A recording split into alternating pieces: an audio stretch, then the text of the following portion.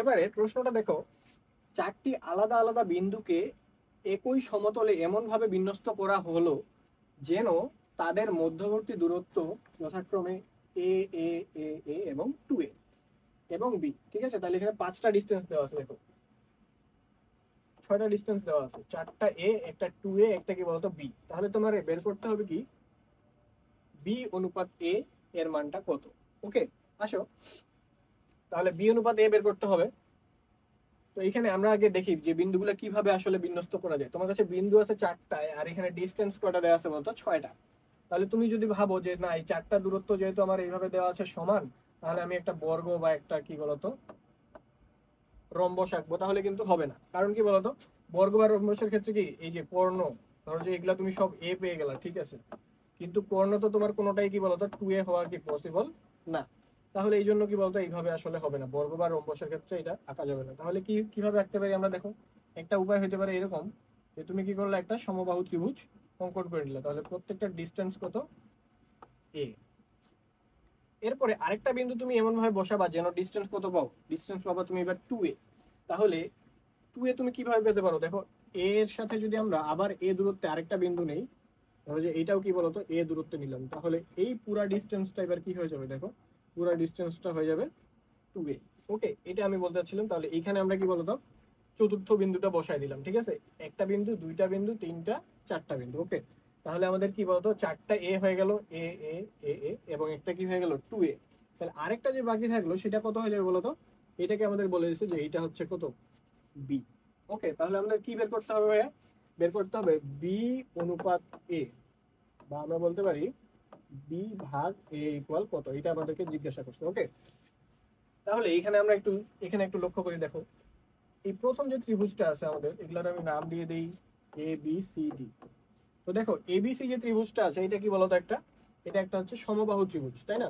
তাহলে যদি সমবাহু ত্রিভুজ হয়, তাহলে সমবাহু ত্রিভুজের ক্ষেত্রে আমরা জানি ত্রিভুজের প্রত্যেকটা কোণ কত ডিগ্রি করে হয় বলতো, প্রত্যেকটি কোণ হবে 60 ডিগ্রি করে। কত ডিগ্রি? 60। তাহলে প্রত্যেকটা কোণ হচ্ছে 60 ডিগ্রি। আবার দেখো এই যে এসিডি যে ত্রিভুজটা আছে এটা কি বলতো একটা সমদ্বিবাহু ত্রিভুজ। কারণ কি বলতো এখানে দুইটা বাহু সমান, এই যে সিডি বাহুর দৈর্ঘ্য হচ্ছে এ, আবার কি বলতো এসি বাহুর দৈর্ঘ্য কত এ, এটা হচ্ছে সমদ্বিবাহু ত্রিভুজ। তাহলে বোঝা যাচ্ছে যে এই কোণ আর এই কোণ কি হবে বলতো সমান হবে, কিন্তু কত হবে এটা কি আমরা বলতে পারতেছি না। তাহলে এই কোণটা আর এই কোণটা যদি বের করতে চাই, তার আগে আমরা এই কোণটা দেখো বের করে নিই। দেখো এটা কি বলতো একটা সরল কোণ, তাহলে এটা পুরোটা হচ্ছে 180 ডিগ্রি। এর মধ্যে এই কোণটুকু দেওয়া আছে কত বলতো 60 ডিগ্রি, তাহলে 180 মাইনাস 60, তাহলে এটা আমরা পেয়ে যাব 120। ওকে, তাহলে এই কোণটা আমরা পেয়ে গেলাম কত বলতো 120 ডিগ্রি। এখন তুমি এসিডি ত্রিভুজের দিকে ফোকাস করো। এসিডি ত্রিভুজের তিন কোণের সমষ্টি কত 180 ডিগ্রি, তার মধ্যে একটা কোণ দেওয়া আছে কত 120। তাহলে বাকি দুইটা কোণ মিলে কত হবে এবার, বাকি দুইটা কোণ মিলে অবশ্যই হবে 60 ডিগ্রি। এবং এই দুইটা কোণ যেহেতু সমান, ঠিক আছে, এই দুইটা কোণ যেহেতু সমান, তাহলে 30 আর 30 মিলে কি হবে বলতো 60। তাহলে আমরা বলতে পারি যে এটা হচ্ছে 30, এটা কত বলতো 30। ওকে, তাহলে এটা 30 ডিগ্রি, এটা 30 ডিগ্রি। তাহলে আমাদের কি হয়ে গেল বলতো, এই যে কোণটা আমরা পেয়ে গেছি এখন, এই কোণটা কত হয়ে গেল তোমার বলতো 90 ডিগ্রি। কারণ কি 60 আর 30, তাহলে এটা একটা কি সমকোণ হয়ে গেল। ওকে, আরেকবার আমি বলে দিচ্ছি, দেখো এটা হচ্ছে একটা সমবাহু ত্রিভুজ, এই জন্য তিনটা কোণই কি বলতো 60 ডিগ্রি করে। এখন এটা যেহেতু 60, তাহলে এই কোণটা কত হয়ে যাবে বলতো 180 থেকে 60 বাদ দিলে যেটা হয় সেটা, তাহলে এটা হচ্ছে 120। তাহলে এটা যদি 120 হয়, তাহলে বাকি দুইটার যোগফল কত হবে ভাইয়া, কারণ টোটাল তো তিনটা যোগ করলে 180 হয়, তাহলে 180 থেকে 120 বাদ দিলে থাকে 60। তাহলে এটা আর এটা মিলে হবে কত 60 ডিগ্রি। ওকে, তাহলে এটা আর এটা যেহেতু আবার সমান, এই জন্য আমরা এটা কত পেয়ে গেলাম 30 30 করে 60। ঠিক আছে, তাহলে এবার তুমি লক্ষ্য করো যে এটা আমরা 30 আর 60 মিলে টোটাল কোণটা হয়ে গেল কত 90 ডিগ্রি। তাহলে এবিডি, এই যে তোমার এবিডি যে আছে, এটা কি বলতো একটা সমকোণী ত্রিভুজ। কোন ত্রিভুজ বলতো, সমকোণী ত্রিভুজ। যেহেতু সমকোণী ত্রিভুজ, তাহলে এখানে আমরা কি অ্যাপ্লাই করতে পারবো বলতো ভাইয়া, পিথাগোরাস অ্যাপ্লাই করতে পারবো। তাহলে পিথাগোরাস কি বলছে দেখো, যে অতিভুজ স্কয়ার, অতিভুজ কোনটা এখানে এবিডি ত্রিভুজে, অতিভুজ হচ্ছে বিডি। তাহলে এই যে অতিভুজ স্কয়ার ইজ ইকুয়াল লম্ব স্কয়ার প্লাস ভূমি স্কয়ার। ওকে, তাহলে দেখো বিডি সমান কত দেওয়া আছে, বিডি সমান দেওয়া আছে 2a, তাহলে 2a স্কয়ার। আর এবি সমান দেওয়া আছে কত বলতো এ, তাহলে এ স্কয়ার।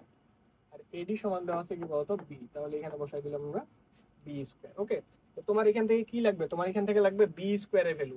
তাহলে আমরা এই এ স্কোয়ারকে এখানে যদি নিয়ে আসি, তাহলে দেখো এখানে 4a স্কোয়ার হয়ে গেল মাইনাস এ স্কোয়ার ইকুয়াল কি বি স্কোয়ার। অথবা আমরা এখান থেকে বলতে পারি যে বি স্কোয়ার ইকুয়াল হচ্ছে 3a স্কোয়ার। দেখো 4টা এ স্কোয়ার থেকে একটা স্কোয়ার বাদ 3টা এ স্কোয়ার, তাহলে এখান থেকে বি যদি আমরা করি তাহলে কি আসবে √3 ইন্টু এ। ঠিক আছে, তাহলে আমরা এখান থেকে দেখো বি এর ভ্যালুটা আমরা এখানে পেয়ে গেছি। ওকে, তাহলে বি এর ভ্যালুটা আমরা পেয়ে গেলাম। বি এর ভ্যালু যেহেতু আমরা এখানে পেয়ে গেলাম, তাহলে এই বি এর ভ্যালুটা যদি আমরা এখানে বসাই, বি এর ভ্যালুটা দেখো এবার আমরা এখানে বসাই দেবো। বি এর ভ্যালু কত তাহলে পাইছি আমরা √3 ইন্টু এ, আর নিচে এ বলতে তো এ আছে, তাহলে এই এ ক্যান্সেল আউট হয়ে আমরা কি পেয়ে গেলাম বলতো, এখানে থাকলো √3, নিচে কত 1। তাহলে অতএব আমরা বলতে পারি যে B is to A equal হচ্ছে √3:1। ওকে, তাহলে এটাই হচ্ছে আমাদের অ্যান্সার। ওকে, আমরা মূলত কি করলাম এখান থেকে বলতো, আমাদের যেহেতু বি ভাগ এ এর মান লাগবে, এই জন্য আমরা বি এর মানটা বের করে নিলাম, বের করে নিয়ে এখানে বসায় দিছি, দেখো বি অনুপাত এ বের হয়ে গেছে। ওকে,